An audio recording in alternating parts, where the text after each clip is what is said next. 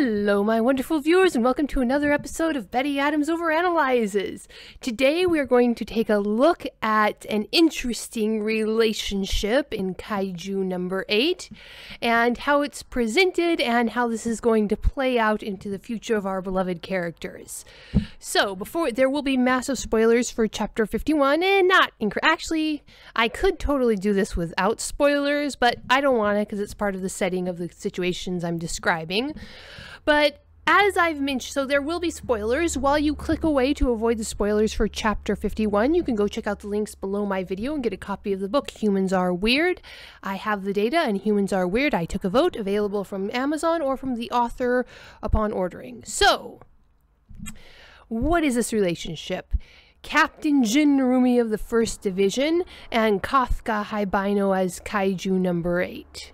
So there's two things that we know. One, this chapter is all about General Director Shinomiya and the awesome body slamming fight he's having with Giant Alpha Kaiju number 9. 2, Matsumoto does not waste panels. I have not found a single panel that was doing less than 3 things in this entire series. So, if in a short, blunt chapter that's all about part of one fight, we get 4 entire pages devoted to something else, we know that this is a pretty important thing. So, what pages I'm talking about? We're starting off on pages 10 and 11, which are bookended by our beloved Screamy Scientist Sky, or Crusoe, but the main page focuses on Kafka as Kaiju number 8 and Captain Narumi. So, and then we have another very similar page set up right at the end. So we have page number 10 of Chapter 51. The amazing force of the General Director's blast has knocked Screamy Scientist Guy back on his bottom, and we get to see that he wears striped socks. Interesting little detail there. Striped socks and a striped tie. Anyway, and then page 11 ends with Screamy Scientist Guy picking himself up off his butt. He's probably broken his arm at this point. He's in a lot of pain, but he's still focusing on doing his job and helping the Director General. Now, in between these two bookends, we have a very interesting scene. We open with an action shot of Kaiju number 8 sprinting towards the scene of the action and reacting to, like, what was that? Now, that was General Director Shinomiya being awesome, but Kafka doesn't know that. Then you see, in another panel, you see Kaiju number 8 turn and react, and you see that Narumi's keeping up with him. It looks like Kafka's slightly faster than Narumi, or was slightly closer, because Narumi is only just keeping up with him, but they're both just bolting along. And we get a close-up of Narumi's face, and even though Narumi is right beside Kaiju number 8 at this point, and knows exactly where Kaiju number 8 is, no doubt, Captain Narumi is not reacting to Kaiju number 8 at all. And then we see Kaiju number 8's face, and you've got a stress sweat coming down, how the bone of the Kaiju face is sweating. We don't know exactly what that Kaiju bone skull is made of, but it could theoretically be sweating, or it could just be, anime, manga, artistic license. But that one drop of sweat right on the temple clearly shows stress. So Kafka, as Kaiju number 8, is wondering how in this moment Captain Narumi is going to react to him. And in the next panel, we get our reaction. Captain Narumi zips ahead, turning his back on Kaiju number 8, who's blasting up behind them. Now, obviously, Jin Narumi has a close relationship with General Director Shinomiya. They are very close. We're talking father and son close.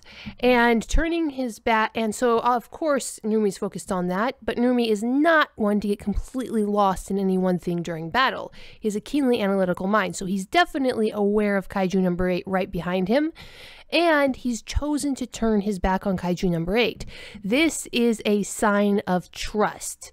He knows, he's confident that Kaiju number 8's not going to sneak up behind him, because in this situation, with Narumi absolutely focused on the General Director and focused ahead, this puts him in a very vulnerable position to Kaiju number 8. So, this is a very interesting play-by-play. Kafka wonders, what is Captain Narumi's reaction going to be to me? And Captain Narumi shows him, all right, you got my back. I'm trusting you not to take me out while I'm rushing forward to help the Director General. So this is a very, very good sign for Kafka's relationship with Captain Narumi. And then we see we have another 2-page spread where we see the two of them together walking up, and Kafka is staying a step behind Captain Narumi. Now, Kafka as Kaiju number 8 could have zipped around and gone around him. This is a sign of loyalty from Kafka to Captain Narumi, a sign that Kafka is going to follow the command structure, follow the chain of command, and Narumi's accept this. He's still just completely ignoring Kaiju number 8 behind him. He hasn't told him to go away, which means he's accepting his help, and he's not looking at him or even considering him in the slightest, which means he doesn't consider them any threat. Then they both react and turn and face General Shinamaya there, standing over the apparently defeated corpse of Kaiju number 9. Now, we as the reader know how this is going to go. General Director Shinamaya was consumed by Kaiju number 9. Kaiju number 9 now has control of that body and the Kaiju numbered weapon too. So the only question is this going to be one and done thing with a dark, sad victory going to the Defense Force? Or is this going to be the beginning of something terrible and drawn out with Kaiju number 9 piloting the General Director body away from the scene? We don't know. But we do know that Kaiju number 9 absolutely has control of that body. So this can go one of two ways, and this could go one of two ways initially. Either Kaiju number 9 is going to turn around and immediately start bragging about this new body he caught, or he could try to keep it quiet. And after that, if he keeps it quiet, then we happen to have the only two people here in the Defense Force who would instantly know that his body has been taken over. We have Kafka as Kaiju number 8, who has his Kaiju sensing power, and we have Captain Narumi, who has Kaiju number 1's eyes that allows him to detect neural energy and what's going on in the body. He will now be able to detect that the Director General has a Kaiju core. So, now we know that Captain Narumi is young, impulsive, and intensely emotionally attached to the General Director. And we know that Kafka is an older, wiser head, but also very sentimentally attached to Kikoru's daddy. So neither one of these guys is really in the best place to make an objective decision when they find out that Kaiju number 9 is controlling that body. And there are a lot of ways this fight could go, because I really think there's going to be a fight. Kaiju number 9 could cut and run at this point. He has what he wanted. He's made his goal, now he can make his escape, but there's got to be some sort of fight. Maybe not. Maybe it'll just be Captain Narumi and Kafka standing there in horrified shock. And let's not forget, we still got the soon-to-be terribly traumatized Kikoru coming up behind them. So, but remember, there's an element coming into here to play that was explicitly reinforced at the beginning of this fight, and that's Kaiju number 8's degeneration powers, the ability to prevent Kaiju from regenerating. And now we have a live human body that was just consumed by a Kaiju, and now the Kaiju's in control of the body, but we don't know if they can be separated. If they can, it's going to have to be a degeneration power, forcing the Kaiju influence out one cell at a time. Right now, Kaiju number 8 is the only being that can do that. So eventually, I think Kaiju number 8 is going to have to return the favor of saving the General Director's life, because it was the General Director who saved Kafka. But because of the establishment of that one scene, the whole scene I started talking about, with that exchange, or rather the lack of exchange, between Kaiju number 8 and Captain Narumi, was they're establishing Captain Narumi, and I'm 99% sure Kuruso, the Screaming Science guy, as allies of Kaiju number 8. They're going to have to be the ones to defend them. Because of that, I'm pretty sure that either by death or kidnapping, the Director General is going to be taken out of the picture very soon, if not in Chapter 52, very soon after that. So, General Director Shinamaya is going to be taken out of the picture as a functional member of the Defense Force. Whether he's going to die, be put into a coma, or just end up being kidnapped for a while, we don't know.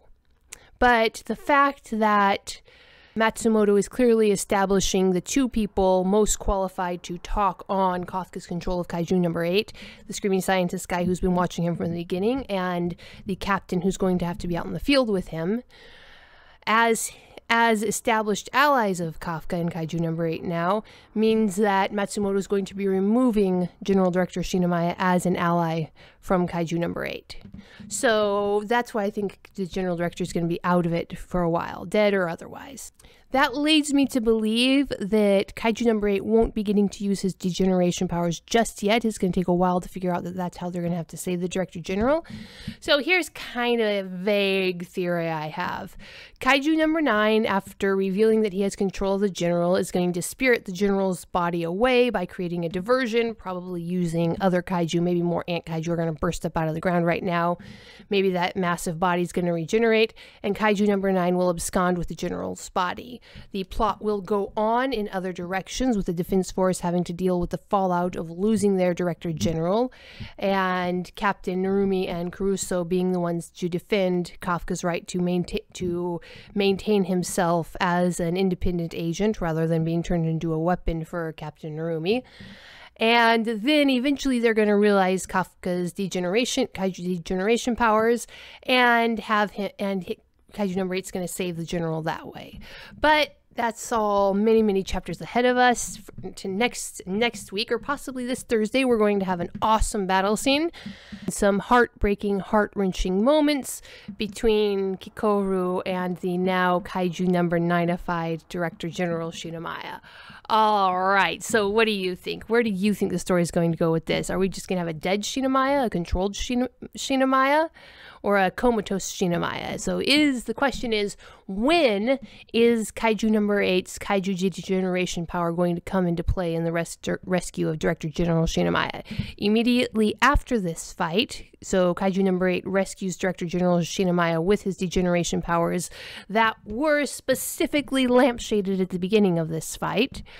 Or will it have to come many chapters in the future after the Defense Force has had to operate without Director General Shinomiya for a while? Leave a comment below telling me which of these you think is more likely. Hit that like and subscribe button if you're already subscribed. Check out to make sure YouTube hasn't unsubscribed you. And peace out, my wonderful viewers.